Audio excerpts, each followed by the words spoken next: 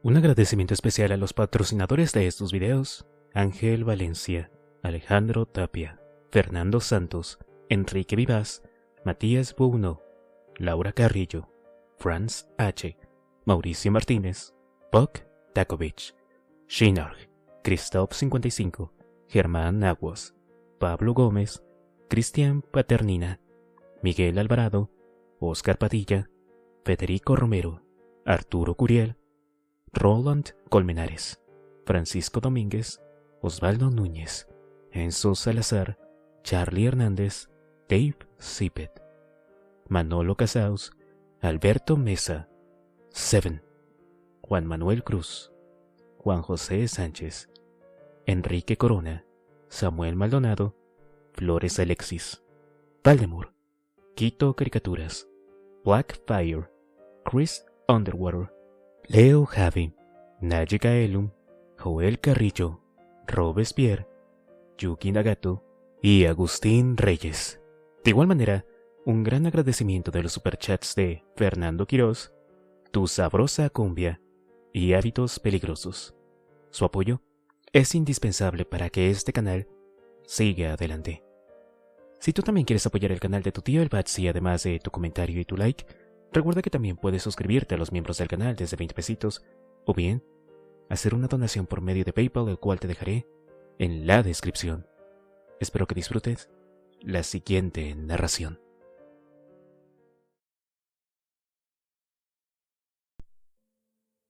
Clickers 3. El ascenso de Dagon. Prólogo. Extracto de Reviviendo la pesadilla de Rick Zizek.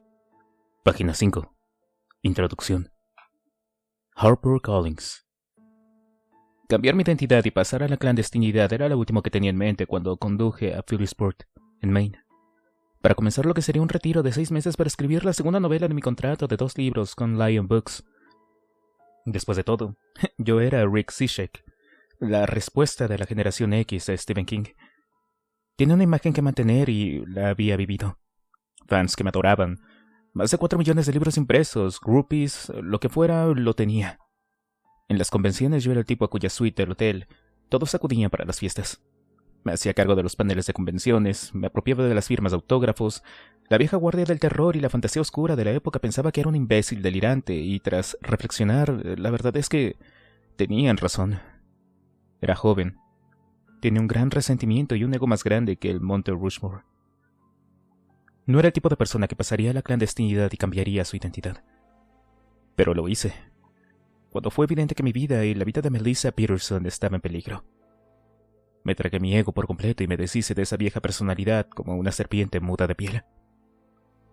Lo que leerán en este volumen no solo será mi relato personal de los 4 días que pasé en Philipsport, luchando no solo por mi vida, sino por la vida de personas que se habían convertido en amigos en un periodo muy corto de tiempo, sino también cómo llegué allí y lo que hice en los 10 largos años que me convertí en fugitivo. También leerán sobre las circunstancias que rodearon mi decisión de visitar Filadelfia, mi ciudad natal, y cómo por mal momento, o tal vez por mala suerte, logré estar en la zona cero cuando el huracán Floyd azotó la región del Atlántico Medio y trajo de vuelta a los Clickers y a los oscuros. Extracto de la entrevista de Rolling Stones con Rick Zizek. Stephen Walsh, Rolling Stones, julio de agosto de 2009. Número 605 a 606. Tu autobiografía no solo es un éxito de ventas, sino que es el título que más rápido se ha vendido hasta ahora. Dime, ¿qué sientes al tener otro libro en el mercado? Zizek. Se siente genial. La verdad, bueno, por supuesto, en un mundo perfecto nada de esto habría sucedido y yo habría seguido escribiendo novelas de terror, pero... bueno, nada en el mundo es inmutable. Y necesito ganarme la vida. Eres muy franco en tu libro sobre los años previos al incidente de Philipsport. Tengo la impresión de que si eso no hubiera sucedido te habrías agotado como figura literaria o te habrías convertido en un recluso como Kurt Vonnegut. Bueno, para ser honesto, estaba sentando cuando fui a Philipsport. Esos primeros 4 libros de bolsillo originales que escribí los hice durante un periodo extremo de mi vida. Estaba en la turbulencia de mis 20 y el éxito me llegó temprano y con fuerza. Ese acuerdo con Lions Book Fue algo muy importante para mí porque me hizo evaluar quién era y qué podía lograr. La gente me prestaba atención, sí, claro, y los productores de cine también lo notaban. Ese primer libro de tapa dura que publicó Lion recibió una reseña en el New York Times Book Review. Era hora de parar la fiesta y concentrarme en el crecimiento de mi carrera. Entonces, ¿hacia dónde te dirigías? La verdad es que quería una carrera como escritor de thrillers. Quería el respeto crítico y comercial de un Stephen King, un Dan Simmons o un Peter Straub. Esos 4 originales de bolsillo eran puros festivales de monstruos. Simple y llanamente. Yo era un splatterpunk. Mi única intención en aquel entonces era ofrecerte una buena lectura, sacudirte y darte asco. Mi trabajo conseguía eso y más. El contrato de tapa dura que conseguí tras el éxito de los 4 libros de bolsillo lo demostró. Tenía que empezar a formarme mi carrera en serio. Y sin embargo, Phil Sport acabó con eso.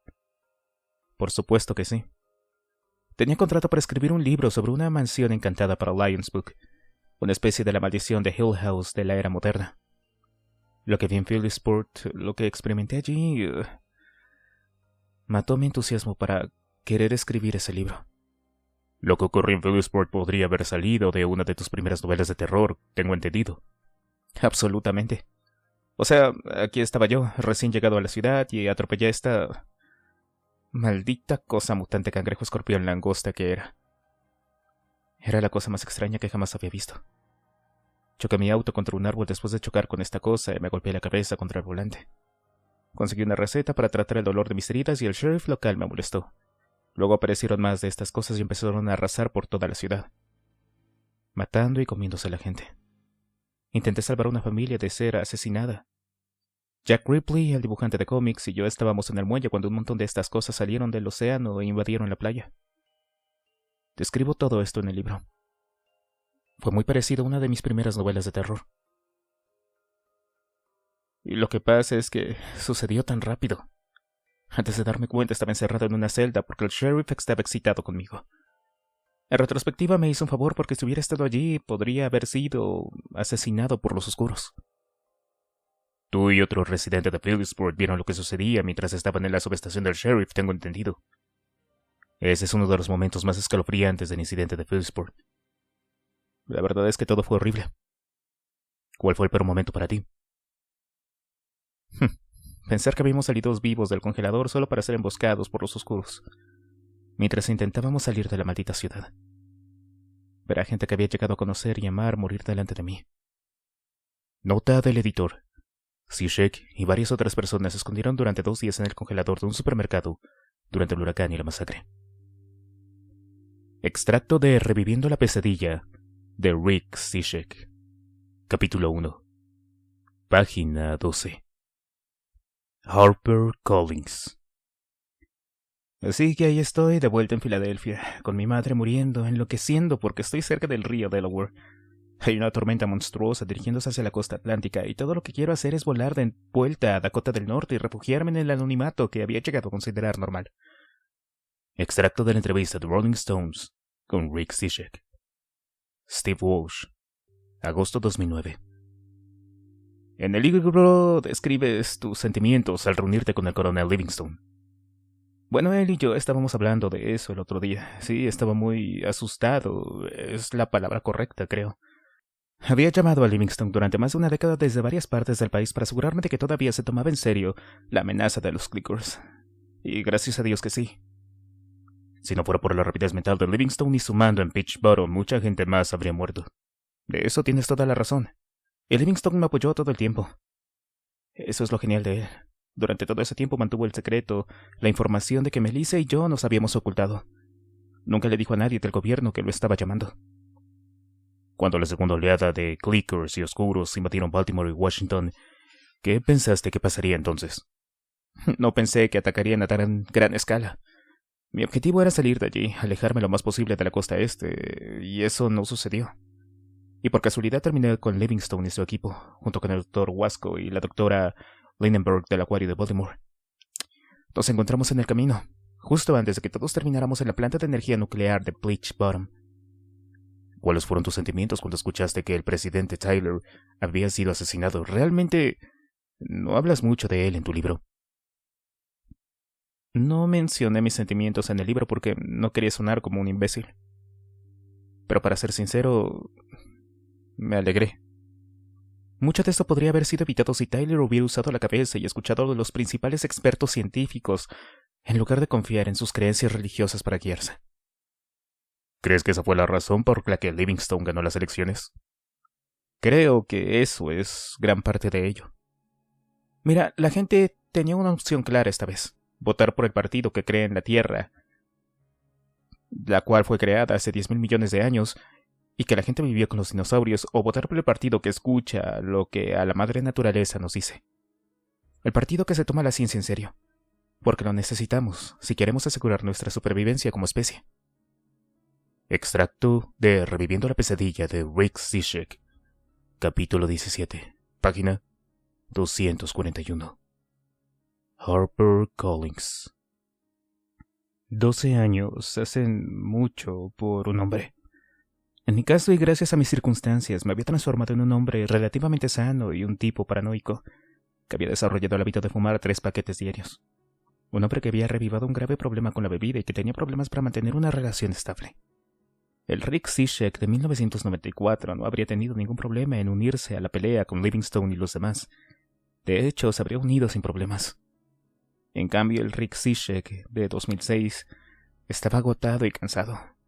La razón por la que se armó de valor y contraatacó fue porque estaba entre la espada y la pared. Recuerdo cuando pensé que probablemente íbamos a morir allá abajo. Nos habíamos encerrado en una de las habitaciones del subsuelo de la planta nuclear de Peach Bottom y habíamos repelido a un grupo de oscuros que habían asaltado el lugar.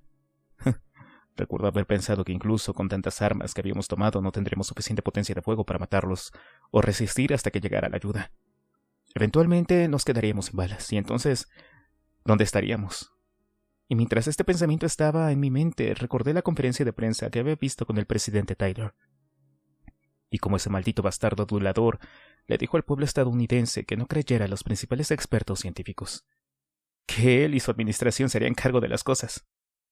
Si estás leyendo esto, obviamente recuerdas esa conferencia de prensa. Y estoy seguro de que tú tampoco podías creerlo. Me enfureció. ¿Cómo se atrevía ese imbécil a negar lo que estaba sucediendo? Y luego exigir que el resto de nosotros simplemente escondiéramos la cabeza como el avestruz. Estaba más que enojado, estaba furioso. Fue esa ira la que me impulsó a tomar mi arma de fuego y a atravesar la puerta destrozada de los que habían sido nuestros refugios. Un clicker gigante acababa de entrar en el pasillo y estaba a 50 metros de distancia. Era tan grande, su forma masiva se apretujaba en el pasillo, su caparazón raspando contra las paredes y el techo. Caminé directamente hacia él y apunté mi arma mientras el coronel Livingstone corría detrás de mí, rogándome que me detuviera. Pero no lo hice. Seguí adelante, y ese clicker gigante seguía viniendo hacia mí. Y cuando estaba a unos 20 metros de él comencé a disparar. No me importaba si me mataba. Tenía una misión: matarlo, sí. Pero también había algo más. Mi mente estaba matando al presidente Tyler por el poder. Estaba desatando mi furia y también mi rabia contra él por permitir que esto sucediera y no hacer nada para detenerlo. Extracto de la entrevista de Rolling Stones con Rick Zizek. Dime qué opinas de la reciente teoría de que el presidente Taylor recibió un disparo antes de ser asesinado por los oscuros. Bueno, todo es posible, ¿no? Fue bastante caótico esa noche. Pasamos por todo tipo de infiernos esos días y todavía estoy tratando de superarlo. Según tengo entendido, hubo algo de caos en la Casa Blanca durante la tormenta, así que creo que es posible que le dispararan.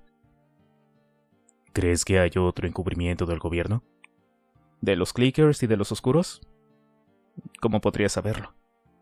El mundo prácticamente los vio con sus propios ojos. Es decir, estaban en todos los canales de televisión, en todos los sitios webs. El encubrimiento al que me refiero sería aquel en el que el Comité Nacional Republicano alega que participa la administración Livingstone, tratando de encubrir los eventos que rodearon la muerte del presidente Tyler. Bueno, yo no estaba en la Casa Blanca esa noche. Y de nuevo hubo tanta confusión que es posible que le dispararan antes de que corriera hacia esos búnkeres subterráneos. Cualquier cosa podría haber pasado, ¿no? Incluyendo la teoría de que le disparó un agente del servicio secreto que aún no ha sido identificado. ¿Tal vez? Capítulo 20, página 323. HarperCollins. En las semanas posteriores a la devastación, la humanidad libró una guerra, persiguiendo a los clickers hasta sus profundidades acuáticas y destruyéndolos. Del mismo modo, los oscuros fueron masacrados de forma similar. El presidente Livingstone formó un grupo de trabajo compuesto por varias ramas de Fuerzas Armadas de América, incluidos los Navy SEALs, biólogos marinos y otros científicos y personal para matar estas cosas. Desde su creación, han ayudado a eliminar a los clickers y a los oscuros hasta el punto de que ahora están extintos. Sí, has leído bien. Extintos. Recientes descubrimientos de fósiles han sugerido que estas criaturas vivieron por todas partes del mundo hace unos 500 millones de años. Según el Dr. Edward Page, de la Universidad de Boston, este nuevo equipo de extinción y docenas de otros han rastreado y matado a los clickers y a los oscuros en los océanos Atlánticos, Pacífico e Índico. Como logramos eliminarlos de una vez por todas, no es nada menos que una brillante planificación militar por parte del coronel Richrod, ya retirado, y el presidente Livingstone, así como de un nuevo equipo de expertos seleccionados personalmente por Livingstone cuando asumió el cargo. Como primer punto de su agenda, la ambición del presidente Livingstone era eliminar la amenaza de una vez por todas. Consultó con los mejores y más brillantes biólogos marinos, paleontólogos y zoólogos. También consultó con los mejores expertos militares que pudo reunir. Y luego puso su plan en marcha. Gracias a esa audaz decisión, sabíamos de dónde venían los oscuros. También sabíamos dónde estaban los dominios acuáticos de los clickers. Y utilizando una combinación de rastreo militar y marino, los clickers y los oscuros fueron perseguidos y eliminados. La amenaza ha terminado para siempre. Sin embargo, a pesar de eso, no creo que pueda volver a vivir cerca de una gran masa de agua. Extracto de Reviviendo la pesadilla de Rick Zizek. 1. Cuando el cangrejo se lanzó hacia ella, la doctora Jennifer Wasco echó la cabeza hacia atrás y se rió. Sus hombros y pechos se sacudieron ligeramente, su largo cabello castaño rojizo usualmente atado a un moño durante la jornada laboral le caía por la espalda y colgaba en la arena. El cangrejo se detuvo, como sorprendido por su reacción divertida. Levantó sus pinzas y las agitó en el aire. Los últimos rayos del sol del poniente se reflejaron en ellas por un momento. «No das miedo», dijo Jennifer. «Tus hermanos mayores tal vez, pero tú no». El cangrejo, no más grande que una taza de té, bajó lentamente sus apéndices y se alejó escabulléndose, dándole a Jennifer un amplio margen antes de escabullirse detrás de ella. El Dr. Boone tiene razón, pensó. Debo estar mejor. Hace 6 meses, ver a ese pequeñín habría sido suficiente para hacerme girar, gritar y todo lo demás. Pero ya no. Estoy bien. Se acabó el trastorno de estrés postraumático. Después de todo, ¿quién ha oído hablar de un biólogo marino y experto investigador acuático que le tenga miedo a la vida marina? Una ligera brisa llegaba del océano y susurraba por la playa. Jennifer cerró los ojos y suspiró. El aire le sabía a sal. Le recordaba las vacaciones de verano que pasaba en Ocean City, Maryland, cuando era niña, jugando en la arena, nadando en el océano, explorando el paseo marítimo, metiendo monedas en las máquinas de skee-ball y los videojuegos en la galería recreativa, subiendo a la montaña rusa y gritando durante todo el recorrido de la casa encantada. Sonriendo, mantuvo los ojos cerrados y respiró hondo. Por un momento también pudo oler esos tiempos. Aceite bronceador y algas, algodón de azúcar y caramelo masticable de agua salada, patatas fritas, de breakers y sándwiches de salchicha italiana. Extrañaba esos tiempos. La vida había sido mucho más simple en ese entonces. Las gaviotas volaban en círculos y chillaban en lo alto, peleando entre sí. Molesta, Jennifer abrió los ojos y las miró fijamente. Algunas estrellas ya eran visibles en el turbio cielo negruzco, pero el sol flotaba en el borde del horizonte, hundiéndose lentamente en el mar en una neblina roja, naranja y amarilla. Las olas rodaban constantemente sobre la playa. Su rugido arrullador era reconfortante y sereno. Este era su momento favorito del día. Este tranquilo momento de soledad reflexiva. Sin trabajo, sin discusiones por teléfono con los patrocinadores de América, sin mediar en las pequeñas disputas sobre investigadores jóvenes, sin política, sin método científico y sin pensamientos de antes. La arena todavía estaba caliente del día y la brisa del océano era cálida. Pero a pesar de ambas cosas, Jennifer temblaba. Maldita sea, no voy a pensar en ello. Este es mi lugar feliz, este es mi tiempo personal. No pienso en ello durante el día porque me mantengo ocupada. Pero no voy a dejar que interfiera en mi tiempo de relajación, no aquí y no ahora. Como si la madre naturaleza se burlara de su convicción, otro cangrejo se escabulló por la arena hacia ella. Jennifer lo recogió con un puñado de arena y se lo arrojó a la pequeña criatura. ¡Fuera de aquí, lárgate! El cangrejo huyó. El sol se puso más abajo. Los pájaros continuaron su frenético circular. Jennifer comenzó a temblar. Se mordió el labio y juró no llorar. Pero de todos modos las lágrimas brotaron. Lágrimas calientes, llenas de ira, miedo, culpa y vergüenza. Y entonces, a pesar de sus mejores esfuerzos, los recuerdos regresaron para atormentar por primera vez su lugar feliz.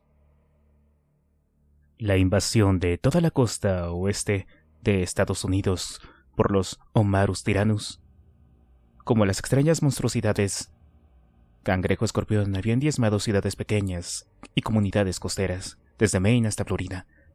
Como resultó que las criaturas habían sido empujadas a la costa como soldados de infantería por un segundo grupo de formas de vida acuática, Draco Acerbus, una raza de seres inteligentes, anfibios y parecidos a lagartos, conocidos colectivamente como los Oscuros. Como ella y su jefe, Richard Lindenberg, director del Acuario Nacional de Baltimore, casi murieron cuando los Clickers invadieron el acuario. ¿Cómo apenas lograron escapar? Su rescate a manos del coronel del ejército estadounidense Augustus Livingstone, huyendo tierra adentro mientras los Clickers y un huracán de categoría 5 les pisaban los talones. Finalmente, se refugiaron en una planta de energía nuclear en la frontera de Maryland y Pensilvania, junto con otros refugiados del exitoso novelista de terror Rick Zizek y del apuesto pero misterioso Tony Genova.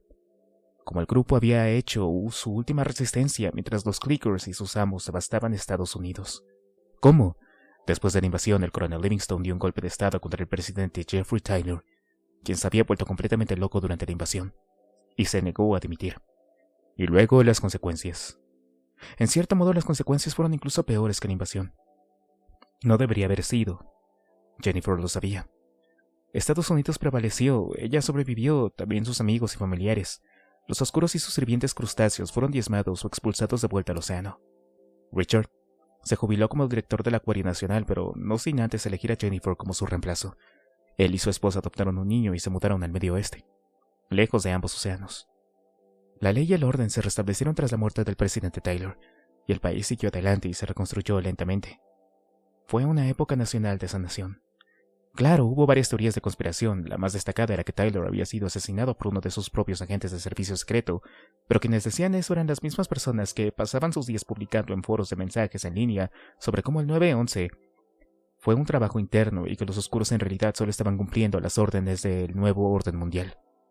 El coronel Livingstone fue convencido de postularse a la presidencia después de que, en encuestas nacionales, lo mostraran con un índice de aprobación del 90% del público. Fue elegido de forma aplastante. Y él y su gabinete se pusieron a trabajar de inmediato, no solo para restaurar la infraestructura, la economía y la psique del país, sino también para ordenar al ejército que diera caza a las colonias restantes de Clickers y Oscuros. Jennifer no estaba segura de qué le había pasado a Tony Genova.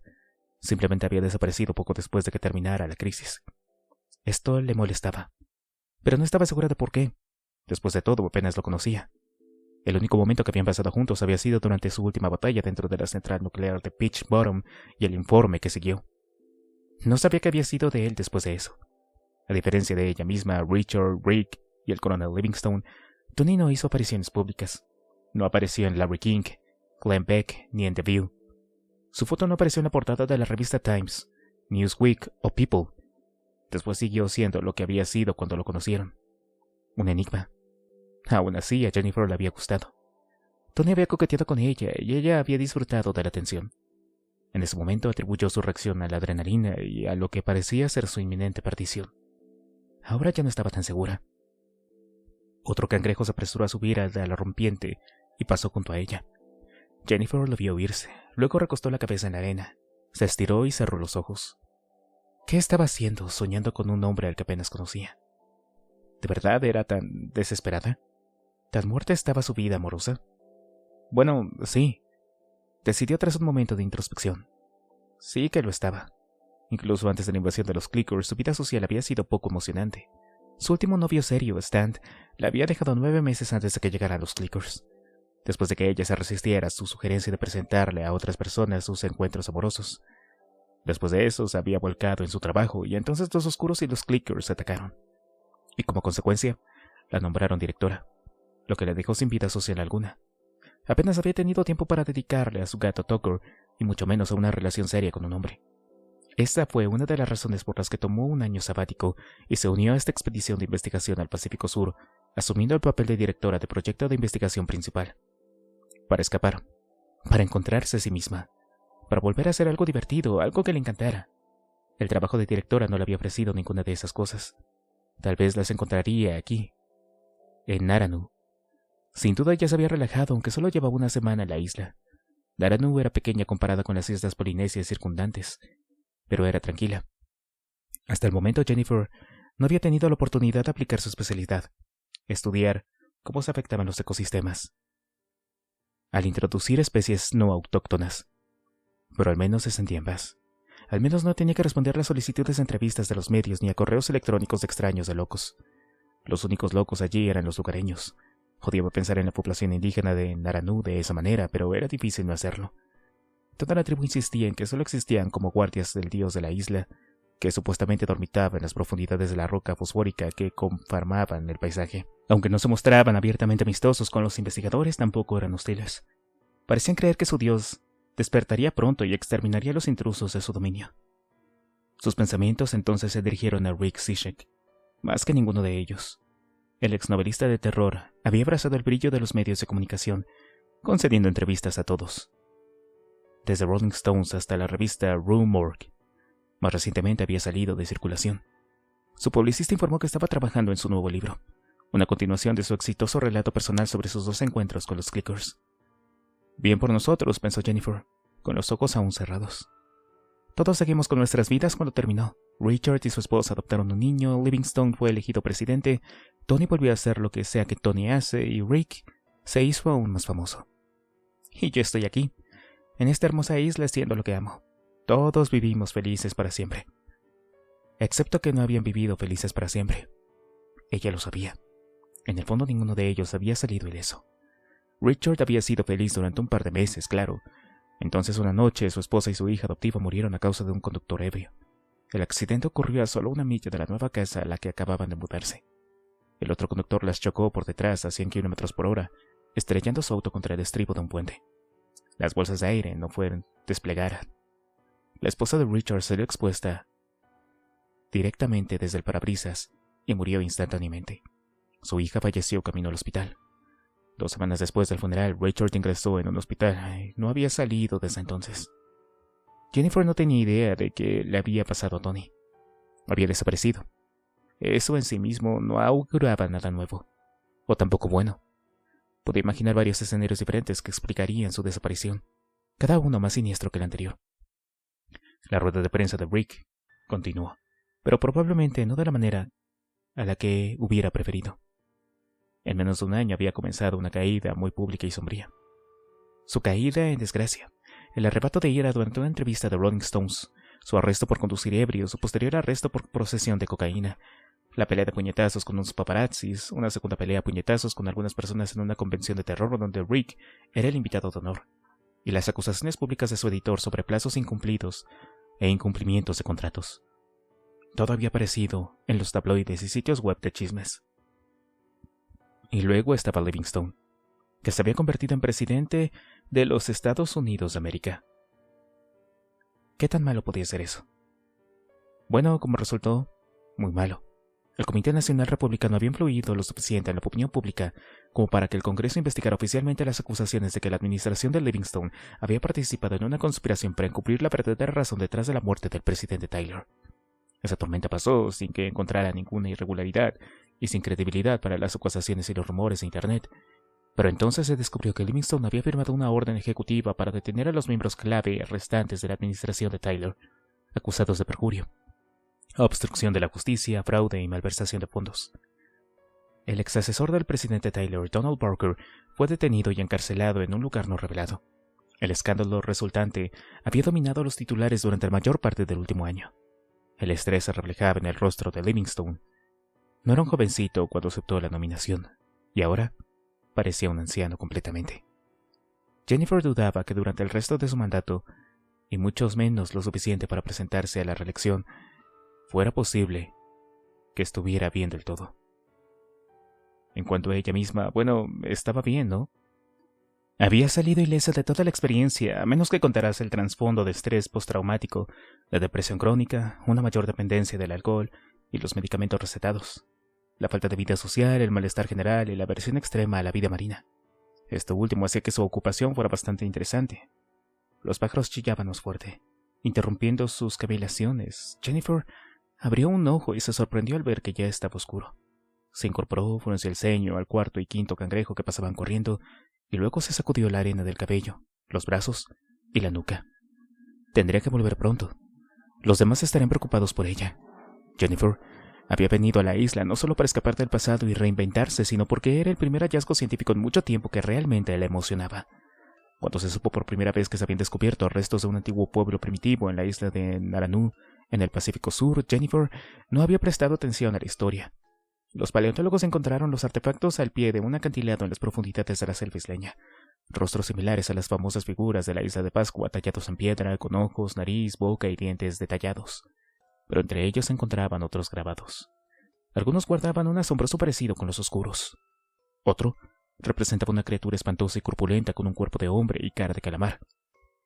La datación por carbono calculó que los artefactos tenían entre 40 y 80.000 años de antigüedad. Estudios posteriores de la isla revelaron más de 3 docenas de especies marinas y tropicales que se creían extintas, desde ranas hasta gusanos y peces.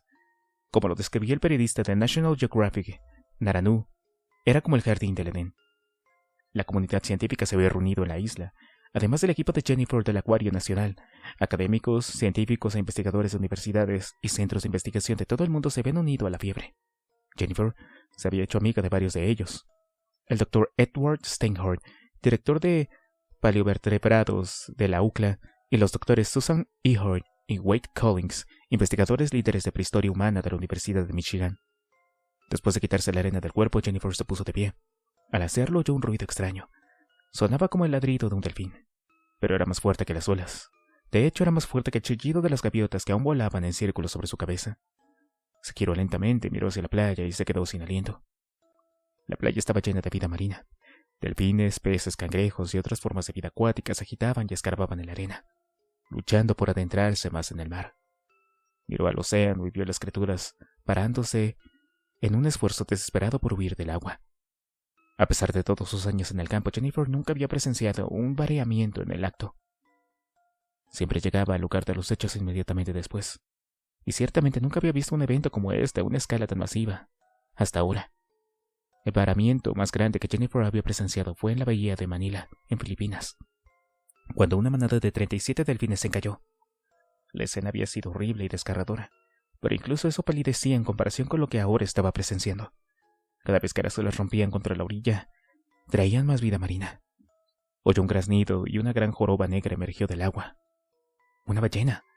La criatura echó su gran masa hacia adelante y luego se quedó quieta mientras las olas retrocedían a su alrededor. Jennifer supuso que los delfines y la ballena podrían estar reaccionando a alguna perturbación submarina, un cambio severo de temperatura o un terremoto tal vez. Como ambos eran mamíferos, sabían que sus oídos eran sensibles a grandes cambios de la presión submarina. Si algo les dañara los tímpanos, podrían desorientarlos, haciendo que flotaran hasta la superficie y encallaran. Pero eso no explicaba a los cientos de otras criaturas marinas que estaban haciendo lo mismo. Jennifer miró a su izquierda y a su derecha y vio que la escena se desarrollaba a lo largo de la orilla, hasta donde alcanzaba la vista en cada dirección. La población del océano se dirigía repentinamente a tierra en masa. El viento cambió y pudo olerlos. Peor era el ruido, los gritos de los delfines y las ballenas, el chillido de los pájaros, el repiqueteo de los cangrejos corriendo junto a ella, y los extraños sonidos que hacían los peces al agitarse en la arena húmeda y luchar por respirar el oxígeno sofocante. Boquiabierta, Jennifer se llevó las manos al cabello y tiró. Apenas sintió dolor, se quedó mirando a la angustiada vida marina, incapaz de apartar la mirada. Entonces, hizo lo único que se le ocurrió.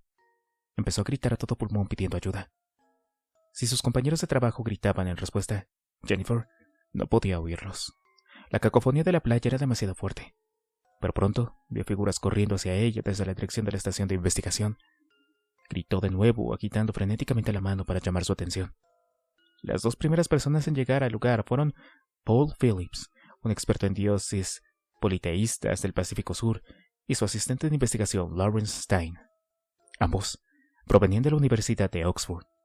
Phillips era pomposo, beligerante y con bastante frecuencia decía cosas para provocar deliberadamente en un intento de llamar la atención. Su asistente repetía ciegamente cualquier tontería que el doctor ofreciera, aparentemente sin tener pensamientos o teorías genuinas propias. Jennifer detestaba a ambos hombres. pero en ese momento se alegró de verlos. ¡Ayuda!, gritó por tercera vez señalando la playa. Phillips y Stein la miraron casi con desprecio. Luego su mirada se volvió hacia la orilla, se detuvieron y sus ojos se abrieron de par en par. Se les aflojaron las mandíbulas. «¡Dios mío!», jadeó Phillips. «¿Pero qué demonios?». «Se están encallando», dijo Jennifer, molesta por tener que decir lo obvio. «Sí, ya lo veo, pero ¿por qué?». «Podría ser un tsunami, ¿no?», sugirió Stein, mirando la masa de cuerpos que se agitaban y forcejeaban en la arena. Jennifer negó con la cabeza. «No. Mira el océano. La marea no está bajando como lo haría antes de un tsunami. Y no ha habido indicios de terremotos en los monitores. Si los hubiera habido, los habríamos oído. Esto es otra cosa». Llegaron más miembros del personal e investigadores, atraídos por sus gritos. Cada uno de ellos expresó su consternación al ver la playa. Entonces, casi moviéndose como uno solo, se apresuraron por la arena y se movieron entre las criaturas. Algunos de los investigadores maldijeron. Muchos se quedaron en silencio atónitos. Algunos lloraron, especialmente al encontrarse con los delfines, que les parloteaban en un tono casi suplicante. «¡Jen!». Se giró al oír la voz y vio al Dr. Edward Steinhardt caminando penosamente hacia ella. Llevaba zapatos de vadeo y las perneras mojadas en sus pantalones estaban enrolladas hasta las rodillas. Su largo cabello canoso estaba recogido en una cola de caballo. Su rostro estaba gris, pizarra, y su expresión era de incredulidad y asombro. Jennifer corrió hacia él. «¿Estás bien?», preguntó Edward. «Susan, Wade y yo estábamos sentados en la terraza jugando a las cartas y bebiendo margaritas cuando te oímos gritar». Ella asintió. «Estoy bien, solo... ¿qué podemos hacer?». «No lo sé.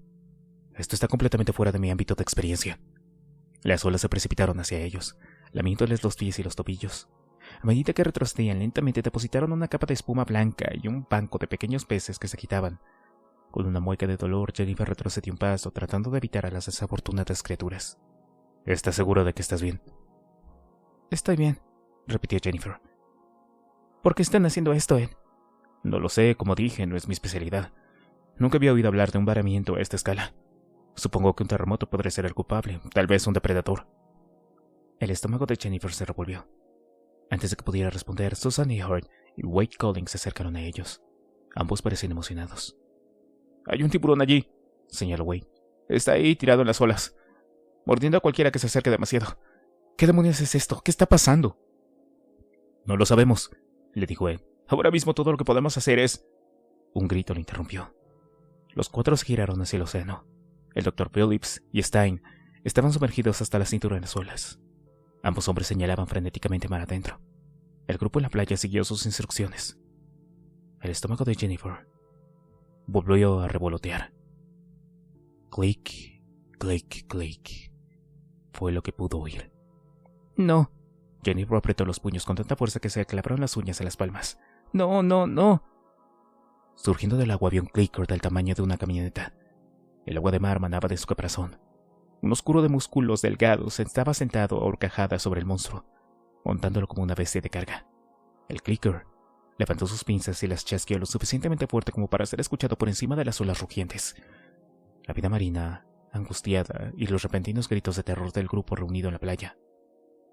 El oscuro, en su lomo siseó. La lengua del hombre lagarto golpeó el aire. Wade se tambaleó hacia atrás. «¿Eso es?». «Sí», susurró Jennifer. «Lo es». «Carajo». 4 clickers más se alzaron detrás del líder. Cada uno de ellos también llevaba un oscuro en su espalda. Las figuras con aspecto de lagarto llevaban armaduras, hechas de coral y conchas, y portaban largos tridentes y otras armas. Durante la última invasión, Jennifer los había visto blandir implementos mortales similares. Sin embargo, comparados con entonces, estos recién llegados parecían casi con las manos vacías. Esta no es su fuerza en invasión, se dio cuenta. No están aquí por nosotros, o al menos no lo estaban originalmente. El mar hervía a medida que más criaturas emergían. Había clickers con y sin jinetes. El más pequeño era del tamaño de una vaca. El más grande medía casi 2 pisos. Uno de estos últimos agarraba el cadáver de una criatura de ballena con sus pinzas.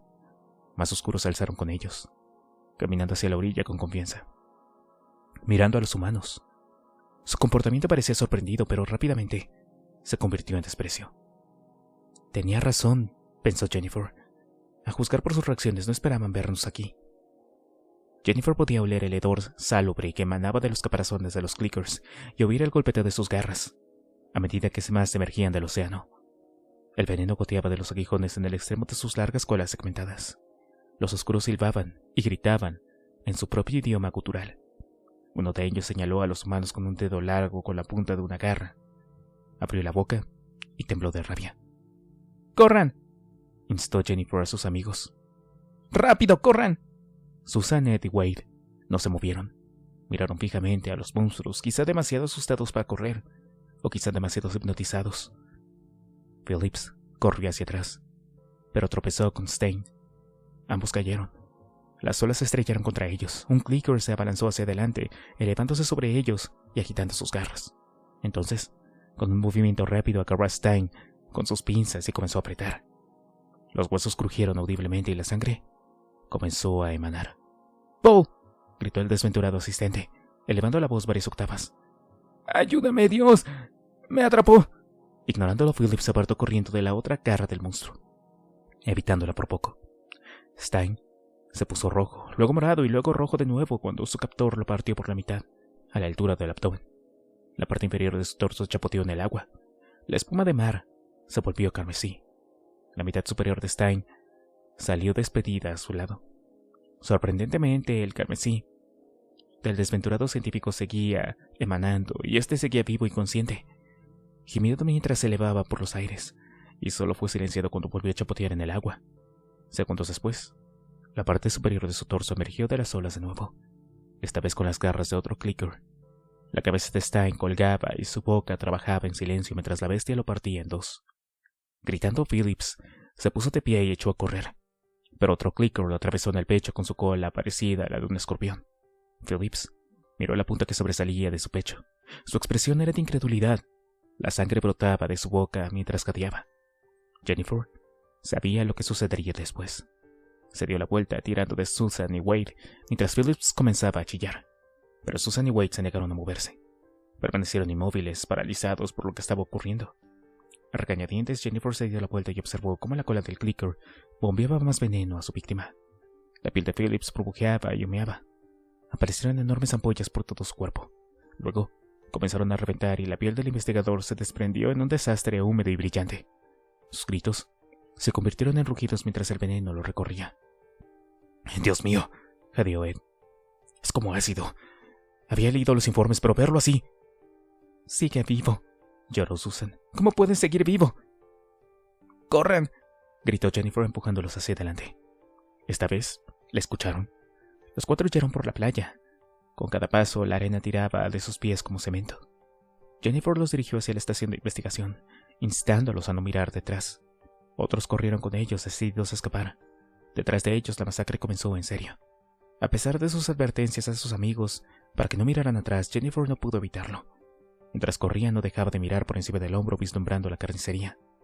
La conmoción había traído a 2 docenas de miembros del personal y otros científicos para ver qué estaba sucediendo, y ahora también corrían por sus vidas. Jennifer vislumbró fugazmente lo que le sucedió a muchos de ellos, imágenes abrasadoras que permanecían en su mente para siempre.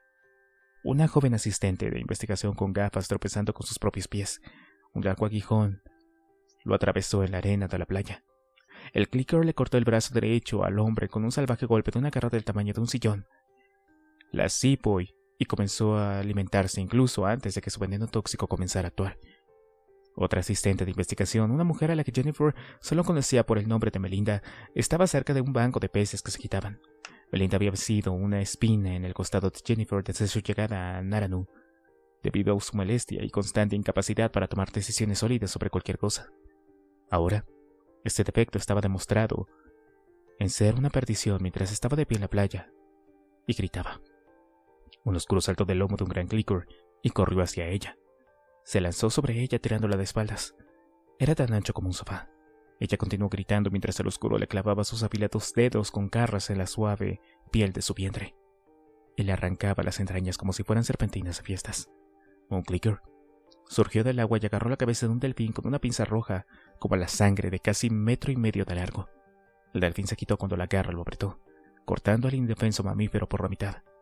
Los órganos internos del delfín cayeron al mar. Mientras tanto, más abajo en la playa, los clickers de 2 pisos de altura vadearon hasta la orilla, pisoteando todo a su paso y dejando restos rojos a su monstruosa estela. Más clickers y oscuros se alzaron a las olas. Los seres cangrejos se dieron un festín mientras se escabullían hacia la orilla con sus patas de insecto. Sus garras rasparon entre sí, el ruido audible por encima de los gritos de los heridos y moribundos. Jennifer se estremeció y se dio la vuelta. El centro de investigación parecía 1.000.000 de millas de distancia. Susan, Ed y Wade todavía estaban con ella, corriendo como locos hacia estructuras de diferentes tipos. Jennifer se arriesgó a echar un último vistazo a la carnicería detrás de ellos. El Dr. Phillips yacía solidificado en un charco de su carne que se licuaba rápidamente mientras un enorme clicker comenzaba a succionarlo. Su brazo izquierdo, que aún conservaba su forma, temblaba. Jennifer esperaba que solo fueran nervios y no una señal de vida consciente. Un joven al que Jennifer solo conocía como Alex, un pasante universitario, fue pisoteado por un clicker del tamaño de una casa. El crujido de huesos y cartílagos le resonó. Jennifer se dio la vuelta justo cuando sus entrañas rotas salían a borbotones de su cuerpo destrozado. La doctora Becky Rodríguez, profesora titular de antropología de la Universidad de Michigan, luchó valientemente con un pequeño oscuro. El anciano puso resistencia, pero no fue rival para el oscuro más fuerte, que clavó sus garras a un lado de su cara y comenzó a arrancarle la carne. Le clavó la otra mano en el estómago y se hundió profundamente. El tiempo pareció ralentizarse repentinamente cuando Jennifer se alejó de la carnicería y concentró toda su energía en correr hacia el centro de investigación. «Por favor, no, déjalos. Déjanos llegar». Algo voló sobre su cabeza y aterrizó con un ruido húmedo en su camino. Era un brazo amputado. Más adelante escuchó al Dr. Steinhardt gritar en pánico. «¡Que alguien se comunique con el radio!». Detrás de ella, los gritos de agonía y muerte de los equipos de investigación se mezclaban con los gritos de guerra de los oscuros. El centro de investigación se estaba acercando. Desde la playa, una voz gritó. «¡Me duele! ¡Mierda, me duele!». La puerta del centro de investigación se abrió de golpe cuando Ed se lanzó a través de ella. Jennifer se arriesgó a echar una última mirada por encima del hombro mientras Susan y Wade seguían a Steinhardt. Una enorme sombra oscura irrumpió en la playa. Cuando Jennifer vio lo que era, se quedó sin aliento. Parecía un clicker en tamaño y forma, pero su coloración era claramente diferente. La criatura era completamente negra. El caparazón era tan oscuro que casi parecía obsidiana. Se detuvo frente a una hilera de árboles. Varios miembros del personal se habían refugiado entre las ramas más altas. Se aferraron a los troncos de los árboles, gritando y agitando los brazos mientras el clicker negro los agarraba con sus pinzas, incapaz de alcanzarlos. La bestia se deslizó hacia atrás, y entonces, mientras Jennifer observaba con horror, comenzó a rociar veneno de su cola. El líquido salpicó los árboles. El follaje húmedo comenzó a humear y a silbar. La madera se astilló y crujió, y entonces, uno por uno, los árboles se derrumbaron, derramando sus aterrorizados ocupantes a los pies del monstruo. El clicker negro se abalanzó sobre ellos. Se detuvo y luego roció a los miembros del personal con una manguera. Gritaron y se retorcieron mientras el ácido hacía efecto, disolviéndolos como lo había hecho en la vida vegetal. «¡Entren aquí!», gritó Wade. «Dr. Wasco, vamos». Dándose la vuelta, Jennifer subió corriendo los escalones de madera. Susan y Wade cerraron la puerta frenéticamente tras ella. El vestíbulo de la estación de investigación también servía como sala de estar improvisada. Justo al otro lado, un centro de comunicaciones que albergaba un teléfono y un sistema de radio de onda corta. El centro de comunicaciones estaba iluminado por una luz cenital. Ed ya estaba detrás de la consola intentando obtener una señal de la radio de onda corta. Wade se lanzó hacia el teléfono e intentó conseguir una línea abierta. Jennifer echó un breve vistazo por la ventana. Los clickers y los oscuros estaban centrando sus esfuerzos en la playa y matando y comiendo a aquellos colegas que habían tardado demasiado en huir. Rápidamente bajó las persianas de la ventana mientras Ed gritaba en la onda corta. «Soy el Dr. Edward Steinhardt, llamando desde la isla de Naranu. Nuestro equipo de investigación está bajo ataque. Repito, estamos bajo ataque. ¿Alguien puede oírme? Si están recibiendo esta llamada de socorro, por favor respondan. Necesitamos militares. Son los clickers y los oscuros. Se están invadiendo en masa. Están destruyéndolo todo y...». La luz del techo en la sala de comunicaciones se apagó. «Tenemos una docena de muertos». Ed presionó el interruptor de la onda corta. «Mierda, nos quedamos sin energía». No hay nada como decir lo obvio. Wade se giró hacia Jennifer, quien estaba de pie en medio del vestíbulo con Susan aferrada a ella. «¿Ese clicker negro qué era?». Jennifer lo miró con los ojos muy abiertos y negó con la cabeza. «No lo sé. Algo nuevo. Roció la vegetación y el veneno actuó como una especie de defoliante. Nunca había visto algo así antes». «Tal vez la coloración del caparazón era una anomalía genética». «Tal vez», asintió Jennifer. Pero eso no explica el efecto defoliante. Era como el agente naranja, ¿no? Dijo Wade. ¿Sabes? Esa cosa que usaban en Vietnam para limpiar la selva. El agente naranja, ¿cómo se supone que vamos a luchar contra algo que pueda hacer eso? Se quedaron en silencio, excepto por el suave llanto de Susan. La pérdida de luz en el interior de la noche, que caía rápidamente en el exterior, dejaron la estación de investigación en una oscuridad total. Afuera, debajo de ellos, en la playa, los sonidos se hicieron más fuertes. Los sonidos de tenazas. Temblando, Jennifer se mordió el labio inferior para no gritar, mientras con sus dientes hacía que sangraran. Capítulo 2. La habitación olía a humo de cigarrillo y a sexo. Tony Genova encendió un Winston, cerró el encendedor de golpe y lo dejó en la mesita de noche. Y luego se acercó a la cama. Exhaló una bocanada de humo y miró al techo. La cama crujió cuando la chica salió de ella. Observó su trasero desnudo balancearse de un lado a otro mientras caminaba hacia el baño y deseó poder recordar su nombre. Entró y cerró la puerta. Un momento después oyó al extractor de aire encenderse. Pero no lo suficiente como para enmascarar el sonido de su orina. Se agachó, se rascó las pelotas distraídamente y luego dio otra calada al cigarrillo. Nueva vida, día... Bueno, a la mierda. Ya no lo sabía. Había perdido la cuenta de los días después de 600 y algunos de ellos. Terminó el cigarrillo, lo apagó en el cenicero y volvió a acostarse en la cama. Casi se había quedado dormido de nuevo cuando la puerta del baño se abrió y salió la chica. ¿Larry? Al principio Tony no se dio cuenta de que le estaban hablando a él. Después de todo este tiempo, Tony todavía tenía problemas para recordar que ya no era Tony Genova de Paramus. Para todos los que conocían, incluso los agentes federales que lo visitaban de vez en cuando, era Larry DiMaggio, de Baltimore. Incluso se había esforzado por ocultar su acento de Nueva Jersey y del centro de Pensilvania y por adoptar un dialecto de Maryland. Ver repetidamente The Wire y Homicide le habían ayudado. A Tony le había sorprendido la precisión de ambos programas a la hora de representar cómo era realmente la vida en ese mundo. Y si alguien lo sabía, era él. Durante toda su vida adulta, Tony había trabajado para la familia criminal Marano, con sede en York, Pensilvania. La familia controlaba la distribución entre Nueva York, Filadelfia, Baltimore, Trenton, Camden, Pittsburgh, Washington, D.C., Richmond, Atlantic City y otras ciudades del Atlántico Medio. En la cúspide de su poder habían sido imparables e intocables. Pero a medida que el señor Marano comenzó a envejecer y a desmoronarse, también lo hizo la organización. Habían luchado contra los intentos de adquisición de los sindicatos griegos, rusos y coreanos, así como contra múltiples intentos de las pandillas callejeras negras. Aunque habían salido victoriosos de cada batalla, las escaramuzas fueron minando la organización poco a poco. Tony a veces había pensado en irse y comenzar una nueva vida, pero sabía que eso era imposible. Hasta que llegaron los Clickers. La llegada de los Clickers había sido apocalíptica para el resto de la nación. Ciudades destruidas, pueblos costeros diezmados, millones de personas muertas. El colapso total, aunque temporal, de todo el sistema político americano. Pero para Tony, en realidad había funcionado bastante bien. Tras la invasión, los federales descubrieron quién era. Antes de que pudiera escapar, se lo llevaron. Lo presionaron. Lo amenazaron con todos los crímenes con los que supuestamente podían relacionarlo.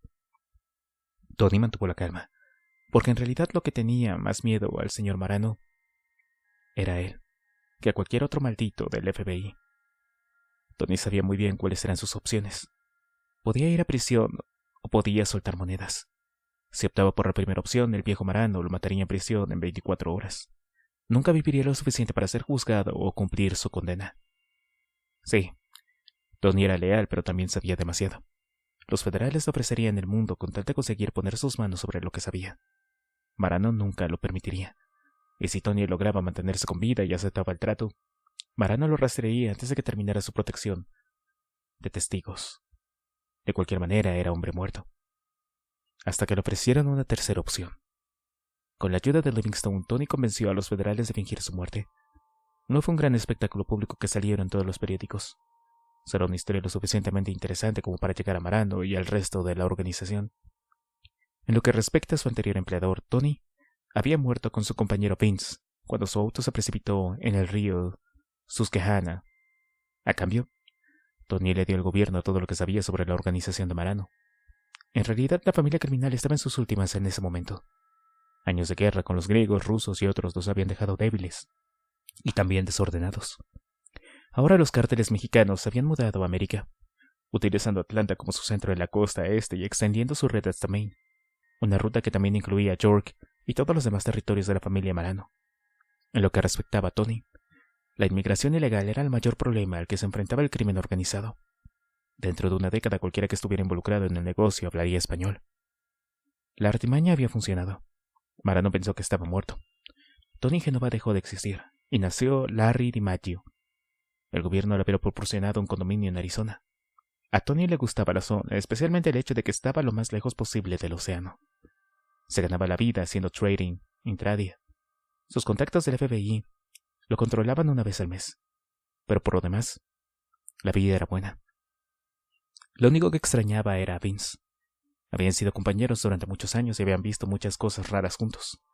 Vince también había sido lo más parecido que Tony tenía a un verdadero amigo, o al menos, lo que bastaba para ser un amigo en su trabajo.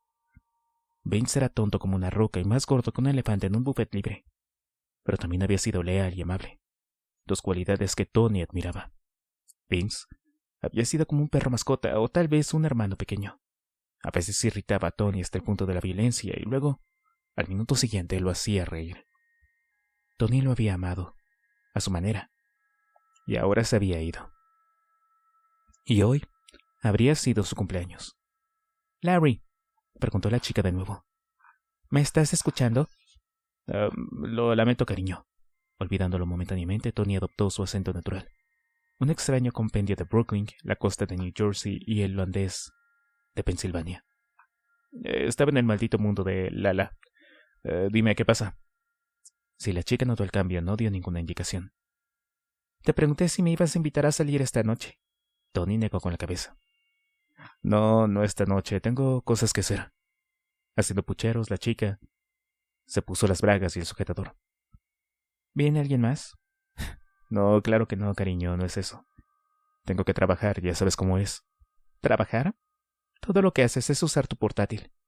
Puedes hacerlo desde cualquier lugar». Tony se incorporó y cogió sus calzoncillos de seda. «Mira, ¿qué tal si te doy unos $? Puedes salir a pasear por la ciudad y pasar un buen rato. Ir al cine, a un club o algo así. ¿Qué te parece? ¿Cuánto dinero necesitas?» «¿Me estás llamando puta? ¿Esto es todo lo que soy para ti?» Tony reprimió su respuesta inicial, una hazaña que no habría podido lograr en su antigua vida, y sonrió suavemente. «No, por supuesto que no, cariño. Me preocupo por ti y me siento mal por no poder salir esta noche. Solo quería que estuvieras mejor. Eso es todo». Su expresión se suavizó de nuevo. Terminó de vestirse, Tony hizo lo mismo, luego la acompañó fuera de la casa con la promesa de llamarla pronto. Cuando ella se fue, cerró la puerta y suspiró. «Ya era hora, maldita sea. Pensé que nunca se iría. Maldita zorra». Tony se desvistió de nuevo y se duchó. Cuando terminó, se puso un par de boxers de seda limpios y su bata de baño. Luego se sentó a la mesa del comedor y encendió su portátil. En realidad no tenía que trabajar.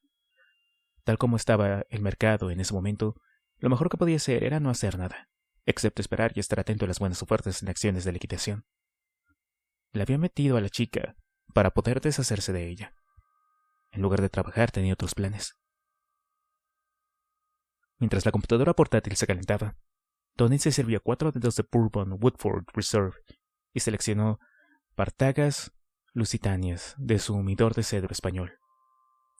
Después de cortar la punta, encendió el cigarro, tomó un sorbo de whisky y luego se sentó a la mesa del comedor e hizo clic en la carpeta de fotos de la computadora portátil.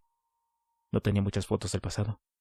Los tipos como él no eran precisamente el tipo que posa para fotos, pero apreciaba las pocas que tenía. Después de darle una calada al cigarro para encenderlo y tomar otro sorbo de whisky, se desplazó por las fotos, deteniéndose momentáneamente para mirar algunas de Rick Zizek, Jennifer Wasco y algunos otros supervivientes con los que había luchado durante el asedio de los Clickers. Las fotos no eran suyas. Las había encontrado en varios sitios web y las había guardado en su disco duro.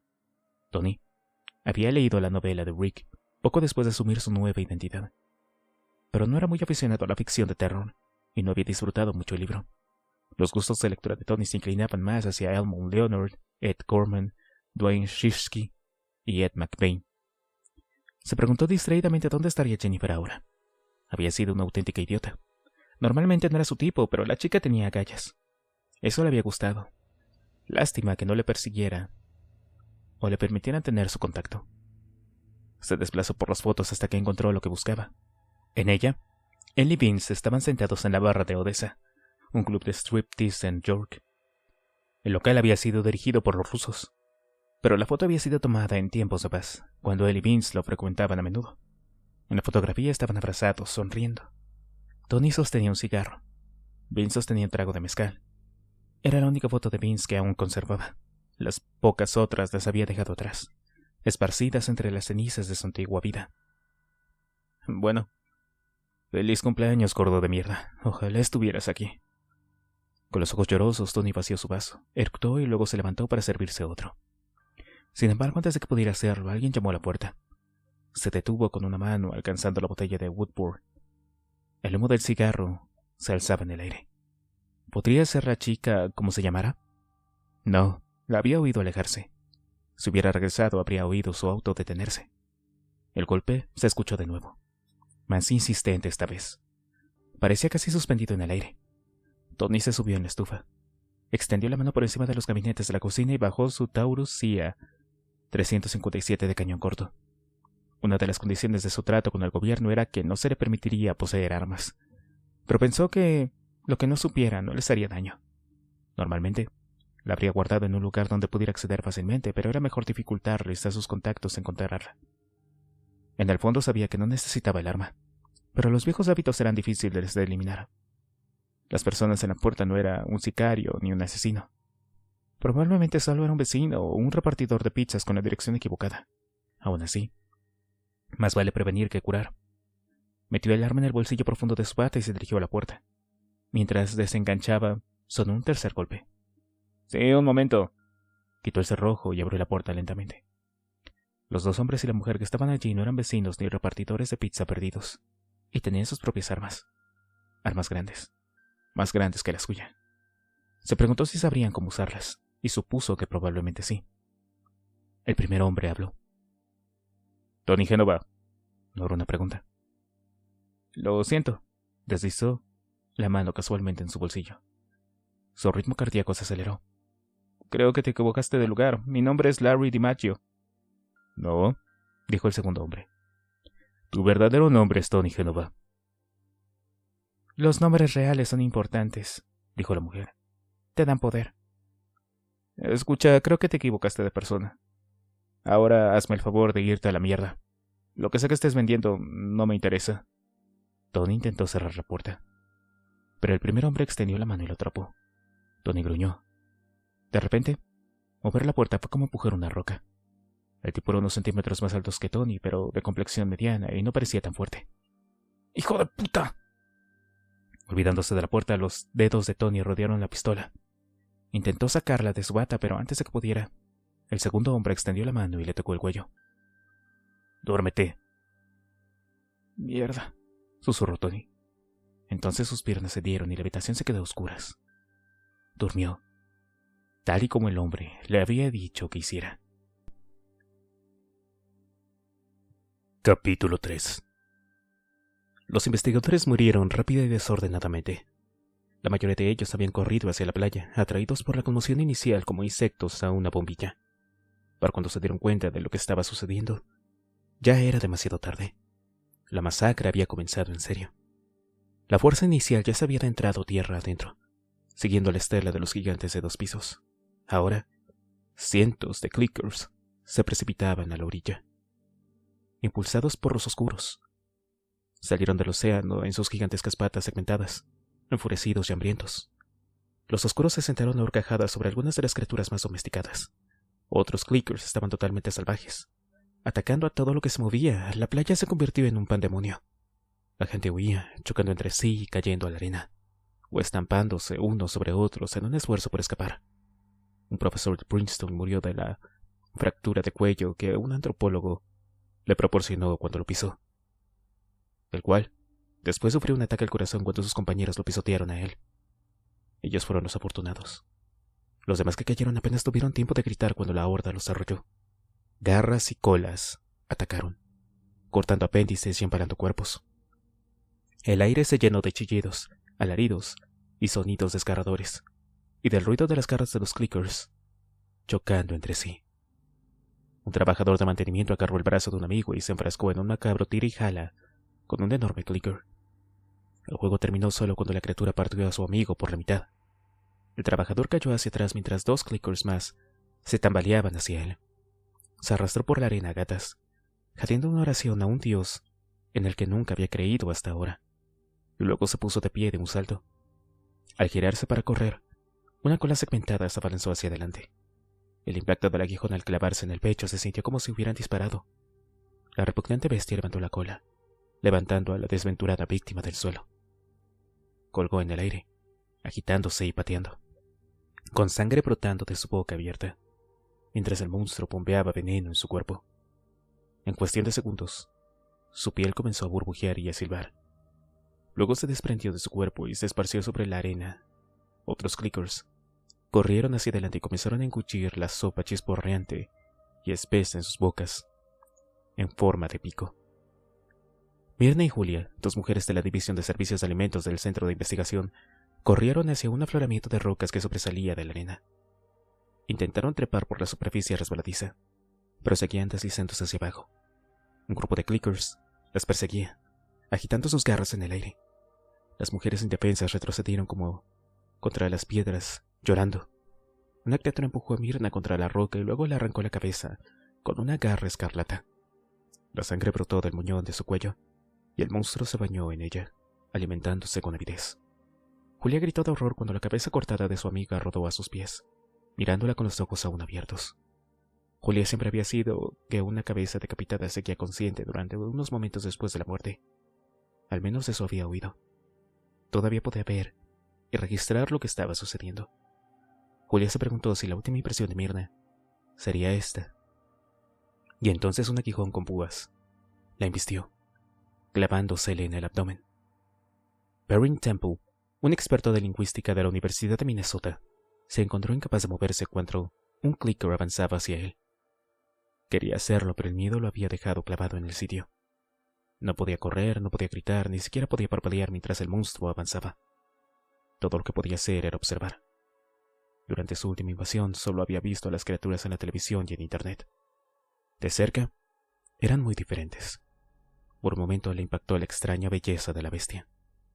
Las pinzas dentadas de los clickers estaban teñidas con un delicado patrón entrecruzado de rojo y magenta, que se profundizaba hasta convertirse en un espeso tono negro en las puntas. A medida que se acercaban, la vejiga de Perrin se vaciaba. La parte delantera de sus pantalones había mojado.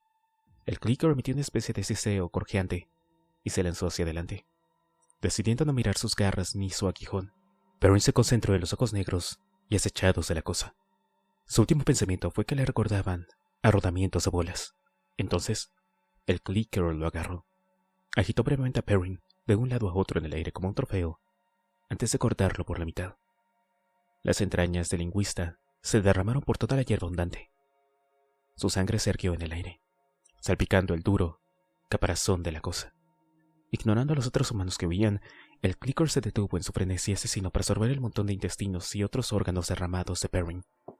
La mitad del cuerpo sin vida de Perrin aún colgaba de su garra.